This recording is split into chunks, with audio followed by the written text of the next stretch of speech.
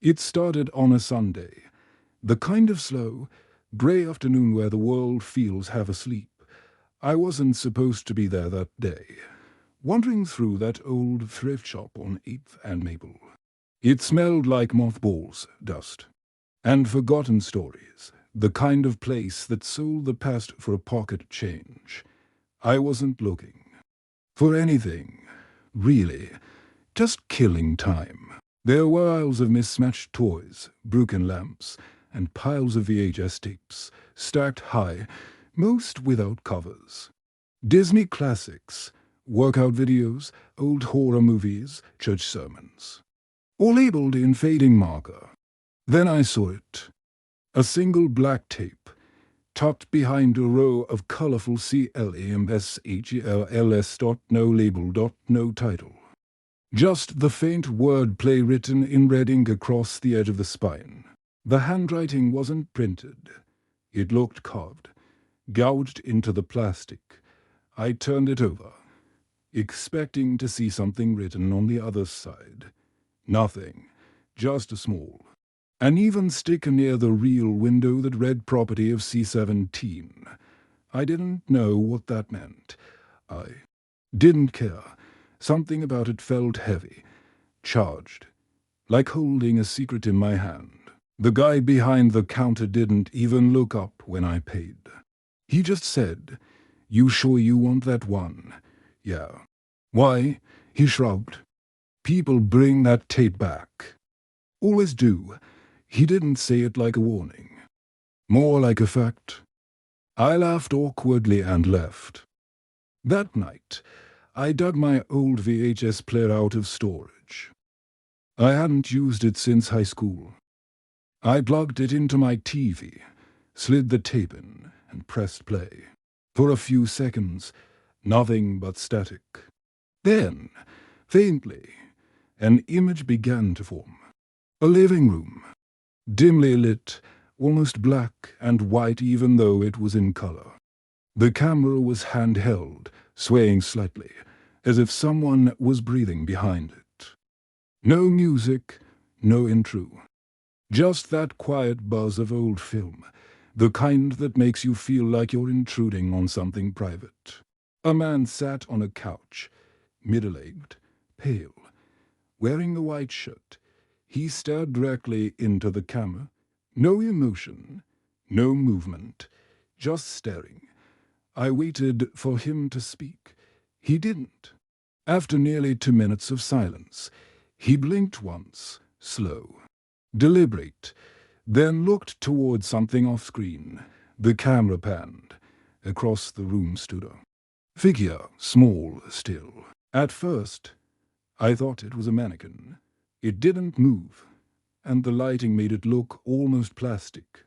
But then I noticed its head twitch slightly, just once, as if trying to hold still. The figure was wearing a paper mask, a human face drawn crudely with a red crayon smile. Holes cut for eyes. The camera zoomed in on the mask. The static got louder. The screen wavered like it couldn't handle the image. When it stabilized, the figure was closer. No footsteps, no motion blur, just suddenly there, inches nearer. The man on the couch began to whisper something now, barely audible. I turned the volume up, but all I could make out were fragments. Words like door, stop, wake up. The static grew louder until it drowned his voice entirely. Then, with no warning, the image cut to black. I sat frozen, staring at the dark screen. The counter said the tape had been playing for 8 minutes. I rewound it, thinking maybe it had cut off early.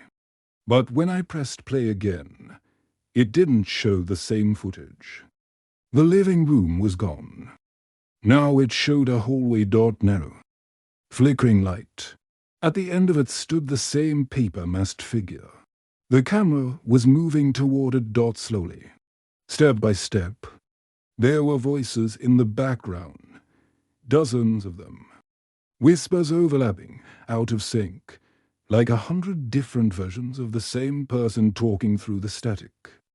Then the camera tilted down for a moment, and I saw something that made my stomach drop.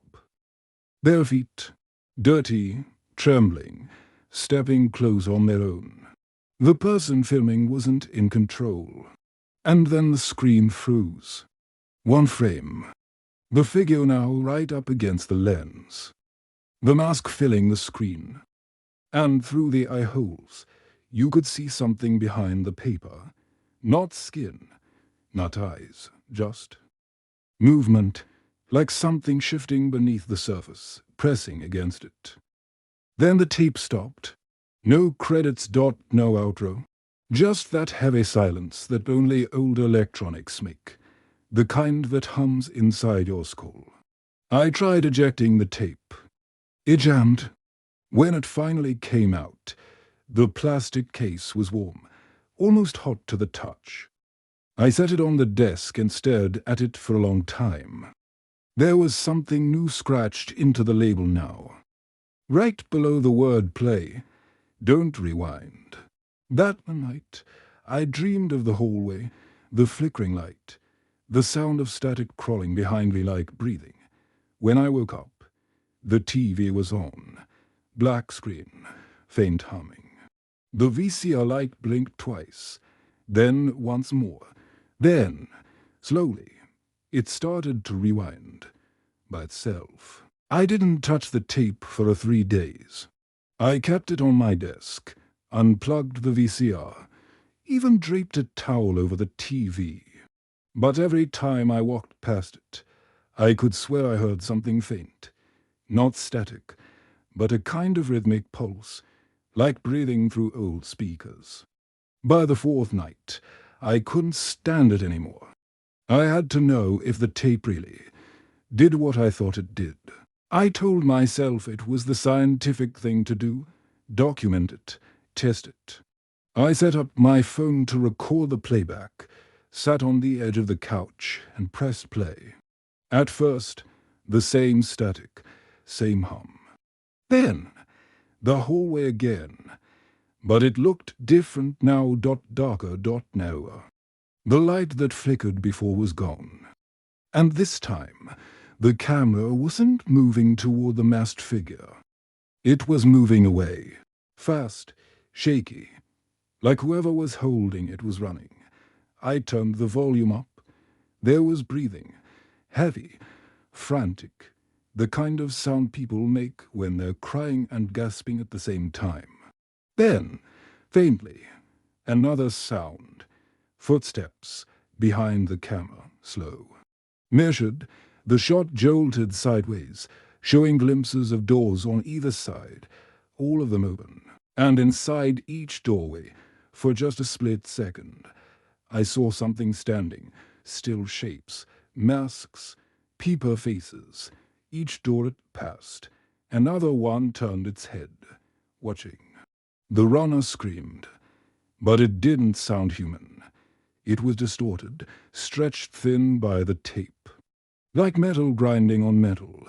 Then, the frame froze mid-motion, the runner's shadow on the wall, and behind it, something long and thin reaching out, like fingers made of paper, tearing through the film itself.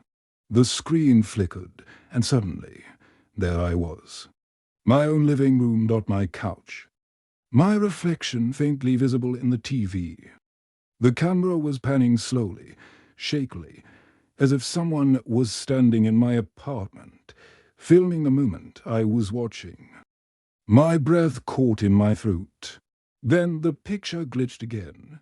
The angle shifted, zooming toward the window behind me. There was movement outside, just a blur, then static, then a single frame. Frozen, a hand pressed against the inside of the glass, fingers bent wrong. Almost folded backward and drawn on the palm, in black marker. The same smiling mask face, the tape cut to black. I tore it from the VCR, threw it in a drawer, and locked it. But when I checked the phone recording, it had stopped halfway through. The video file was corrupted. Just before it cut out, the last clear frame was of me sitting there. But in the reflection on the screen, I wasn't alone. Someone was standing behind me, and they were wearing that same mask. I didn't go back to the thrift store. I didn't want answers anymore.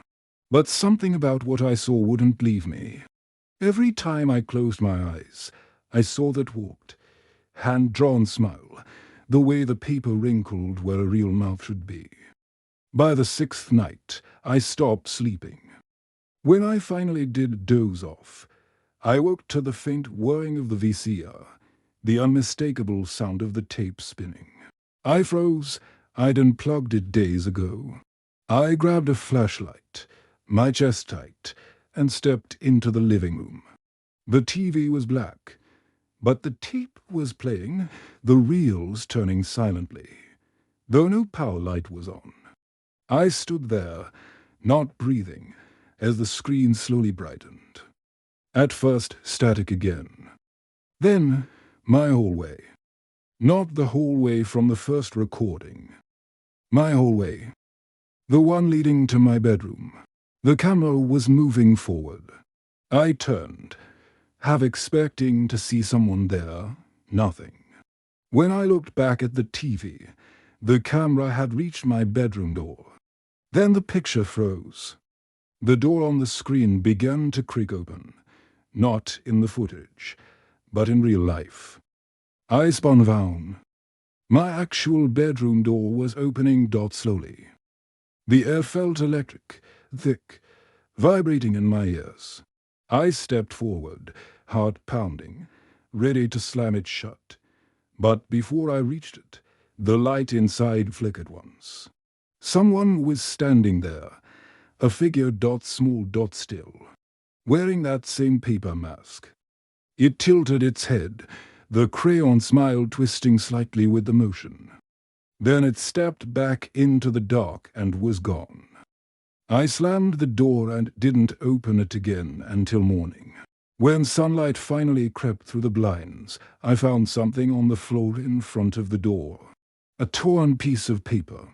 The edges were burnt, like it had been pulled from a fire. On it, written in thick red crayon, you rewound it. The next day, I went back to the thrift shop. It was gone. Not closed, gone. The building was empty. No sign, no shelves, no counter. Just a layer of dust and footprints that led nowhere. I thought about burning the tape, about burying it. But part of me needed to understand, needed to see what would happen if I played it one last time. Because every night since, whether the TV is plugged in or not, I wake up at 3:17 a.m. And the screen is on. Always paused on a single frame. A paper mask. A crayon smile. And below it, in shaky letters that weren't there before, now keep watching. I didn't mean to press play. I don't even remember doing it. It was 2 nights after the last incident. I had locked the tape in a box, sealed it with duct tape, and shoved it to the back of the closet. I'd convinced myself it was over, that the strange dreams, the whispers, the shadows near the TV were all just my brain trying to make sense of fear. But at 3:17 a.m., like clockwork, I woke to the soft hum of the VCR. The box was open. The tape was already inside. My hands trembled. But I couldn't move. The screen was black. Faint static crawling along the edges. Then, a voice, distant, muffled, like a whisper through water. Keep watching. The picture flickered, and then I saw myself. The camera was in my apartment again, positioned in the corner of the living room. It was watching me live. The timestamp in the corner matched the clock on my wall exactly. On screen, I sat on the couch, staring at the TV, motionless. My reflection in the glass looked wrong, like my body was slightly delayed, like the reflection was reacting a fraction of a second too slow. Then, behind me, something moved, A shape crawled out from behind the couch, slow, unnatural. It wasn't walking. It was unfolding, paper tearing sounds. Limbs bending outward like origami being reversed. It stood tall, much taller than me, the mask.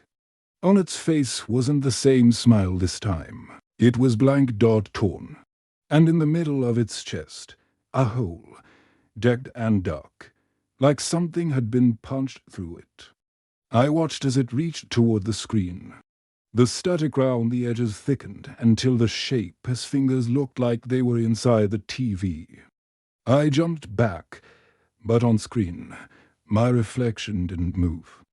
The reflection was still sitting there, still staring, still smiling. I stumbled backward, heart racing. When I turned to look at the couch behind me, empty, no figure, nothing.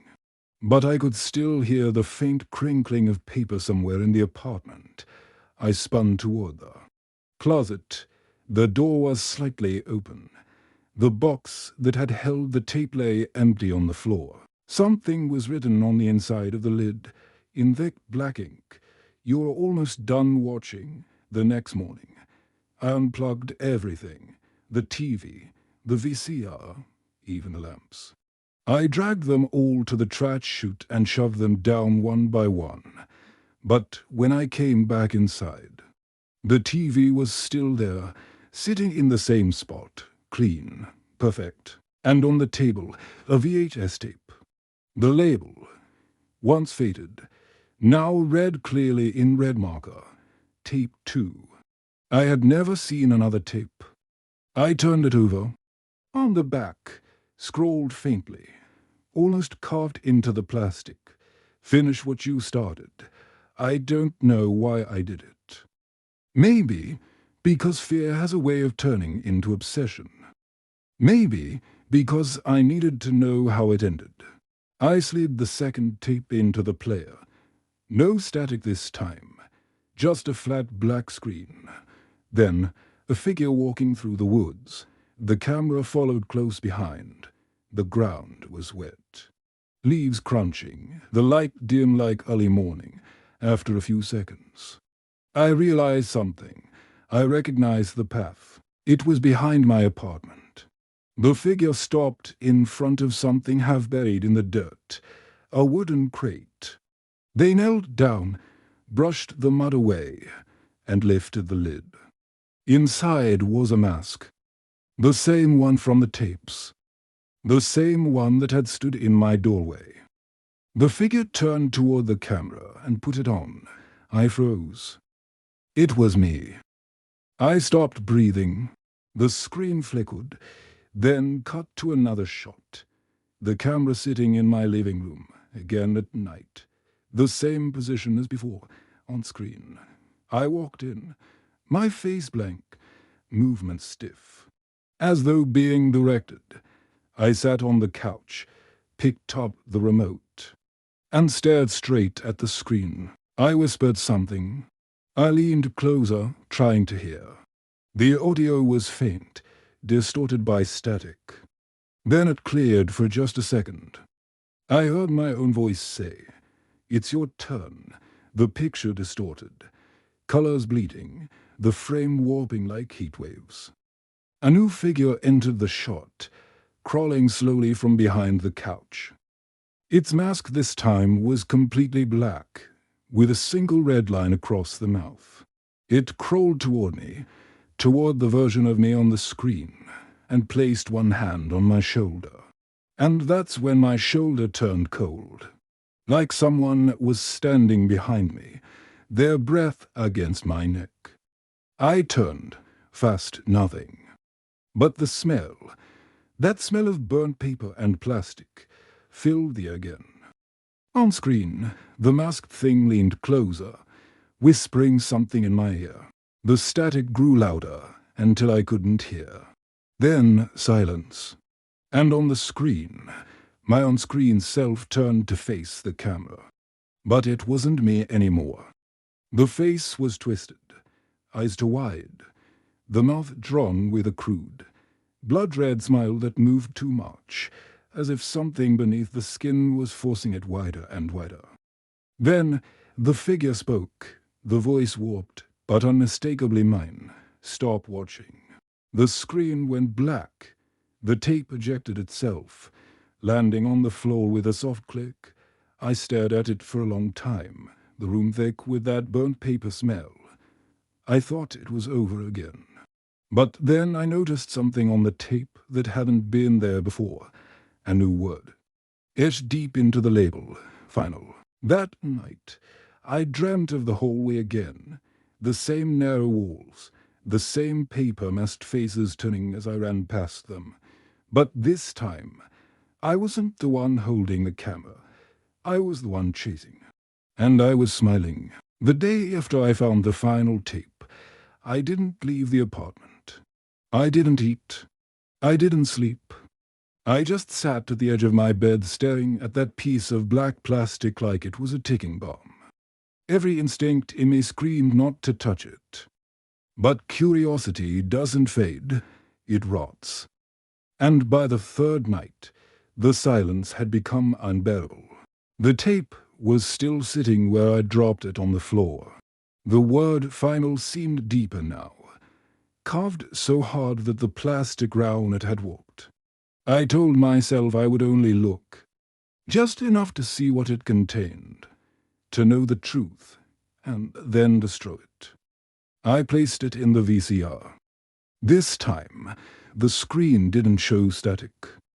It showed time. A digital clock, reading 3:17 a.m. The same time the other tapes had always started. And below the clock, faint text flickered, recording, "Live." The picture shifted. It was my apartment again, but brighter, as if filmed during the day. At first, I felt a strange relief. No shadows, no masks, just my empty home. Then I noticed something impossible. The tape was showing me things that hadn't happened yet. The coffee table was different. My mail stacked neatly, unopened. The plant I didn't own sat near the window, and on the wall behind the TV, my reflection, faintly visible, was watching. The camera moved on its own, slow and deliberate. Down the hall toward my bedroom, the door creaked open. The bed was empty, but on the pillow was the same paper mask. Only now, instead of a crayon smile, the face was blank. And written across the forehead in red marker was a single word, "Tonight." I paused the tape, heart pounding. I ran into the bedroom, the real no mask. No sign of anything. When I came back, the TV was still paused. But the image had changed. Now, the reflection of my room was darker, and in the paused frame, behind the reflection of the TV, I could see movement, faint, but there.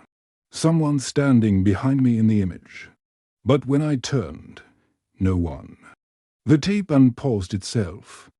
The view returned to the living room. The camera was closer now, right up against the television screen, showing my reflection perfectly. And this time, my reflection wasn't moving with me.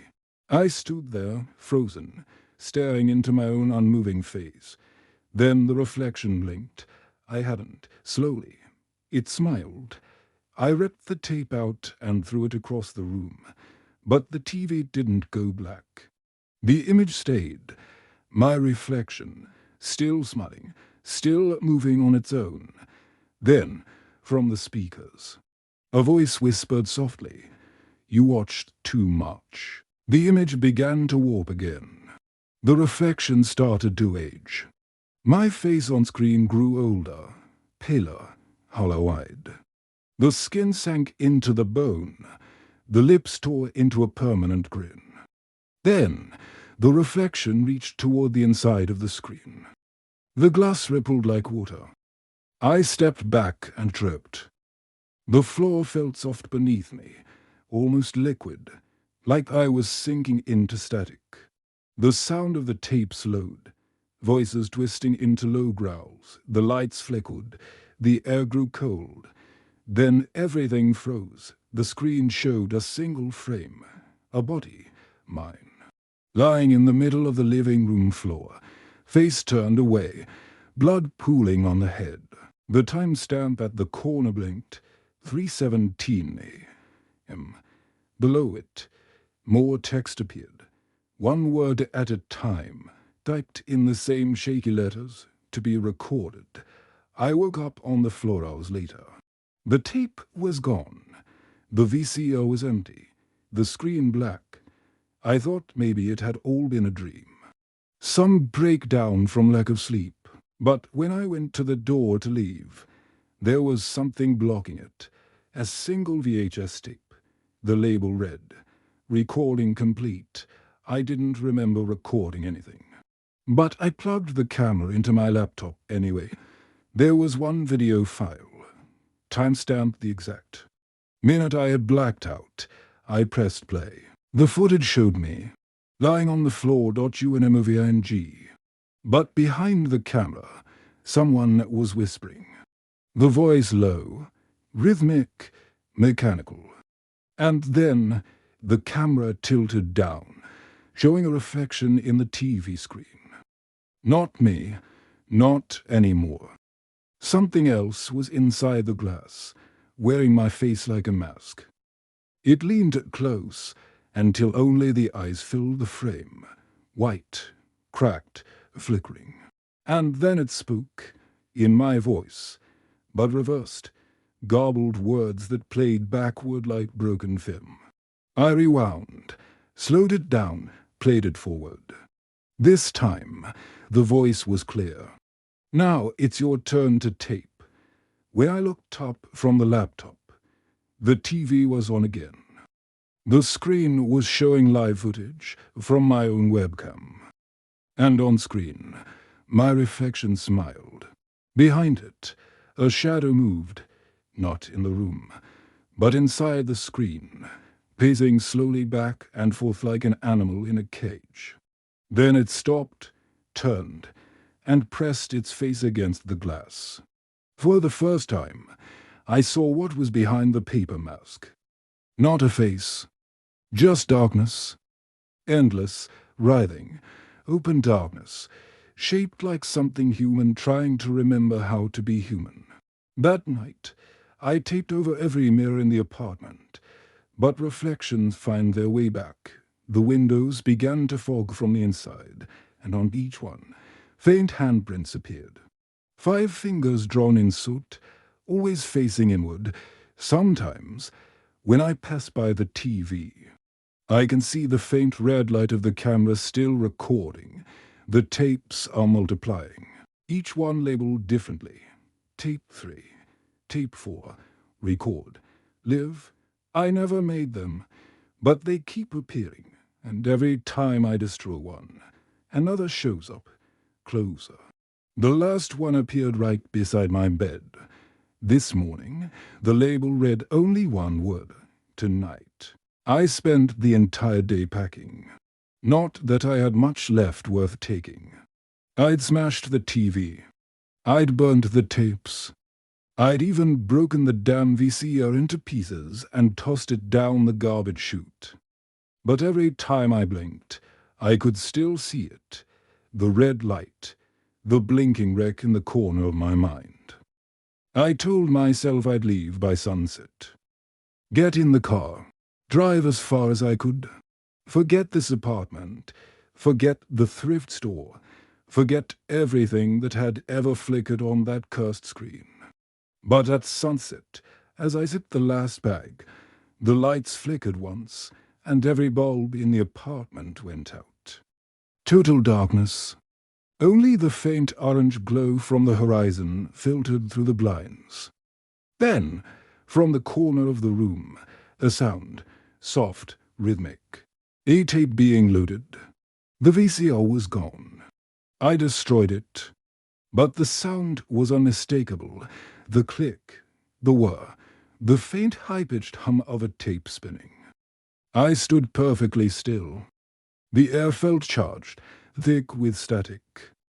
Then, faintly, the screen in the living room began to glow. The TV I had smashed open hours ago. Its broken glass shimmered like black water. And from deep inside the static, something was playing. I should have run, but I couldn't. My body moved on its own. Each step forward felt like walking through invisible strings, tugged toward the light. On the screen, a familiar sight. My apartment, but different. The walls were grey, the air filled with floating dust motes. The camera panned across the living room, slow, deliberate, until it focused on the couch. I was there, sitting perfectly still. The me on-screen looked drained, pale, hollow-eyed, head tilted slightly like a broken doll. Then the camera zoomed in closer. Something was moving under my skin. Small shapes, rippling beneath the flesh like fingers pressing from inside. I couldn't breathe. On the screen, my reflection turned its head toward the camera. The eyes were black dot, wide dot smiling. And then it spoke. "You left the TV on." The words crawled up through the speakers like insects in my ear. I turned. The broken TV behind me was humming louder, the static brightening into white light for a moment. I saw myself reflected there, not in glass, but in something deeper, like looking into water and seeing something alive staring back. Then, from the reflection, two hands reached out, pale, cracked, wet hands. They pressed against the inside of the screen, fingers twitching as they tried to pull the surface apart. The sound grew unbearable, a low, grinding distortion, like metal twisting underwater. The hands broke through. One moment, they were trapped in the TV. The next, they were real. Paper-thin skin, glistening with static. They gripped the edges of the frame and pulled the rest of the body out. It wasn't a person. Not anymore. The mask on its face was shredded, pieces of paper fused to something that used to be human. Its eyes were just holes burned through the mask, dark and hollow. And behind it, more shapes pressed against the glowing glass, dozens of them, all trying to crawl through. I stumbled backward, tripping over my bag. My hands found the lighter I'd used to burn the tapes. The creature stepped closer. Each footfall sounded like film unspooling, a fluttering, crackling whisper. Then it stopped, tilted its head, and spoke in my voice. "Do you understand now?" I lit the lighter and hurled it toward the TV. The flame caught instantly. The static burst in two. Sparks, the glass shattering in a burst of white light. The thing screamed, not from pain, but from rage. Its skin peeled like old tape curling in fire. The smell of plastic and burned paper filled the room. And then silence. Just me, panting, staring at the smoking, blackened hole where the TV had been. The walls were scorched. The air was still. For the first time in weeks, I felt alone. I laughed, shaky, half-sobbing. It was over. Finally, the next morning, I loaded my bags into the car. The air outside felt clean, bright. The sunlight didn't hurt my eyes for once. As I turned the ignition, the radio came alive. Static first, then a faint voice breaking through, a familiar voice, mine. And that's all for tonight's late broadcast. Stay tuned for the next recording. I froze. The display on the dashboard flickered, not showing the time, but to words, now recording. I shut the radio off. The static didn't stop. I opened the door and realized something chilling. The sound wasn't coming from the radio anymore. It was coming from inside the glove compartment. I pulled it open. A single VHS tape set. Inside, the label read, "The last broadcast. I don't remember putting it there. I don't remember driving home. But somehow, I was back in the apartment before nightfall. The TV was gone. Burned to ash. The VCR destroyed. Yet the only thing sitting in the center of the room, clean, untouched, was an old television, and next to it, a new VCR, plugged in, waiting. The red light blinked. I picked up the tape, feeling its cold plastic hum in my palm. I wanted to throw it away, to smash it, to run. But there's a strange pull that comes with the unknown, the need to see. I slid the tape into the slot. The screen flickered to life. At first, just snow. Then, my own face, staring back, eyes wide with terror. It was live. Behind me, on the screen, the door was opening slowly. I turned. Nothing. But when I looked back, my on-screen self was no longer sitting. He was standing, moving closer to the camera. The frame shook as if something was pressing against it from inside. My on-screen self smiled, reached toward the lens, and whispered, "You were never watching." We were. The screen went black. Then, a single flash of text appeared, faint and fading, like the last signal before a dead channel. Recording complete. They found my apartment empty weeks later. The walls smelled like burnt film.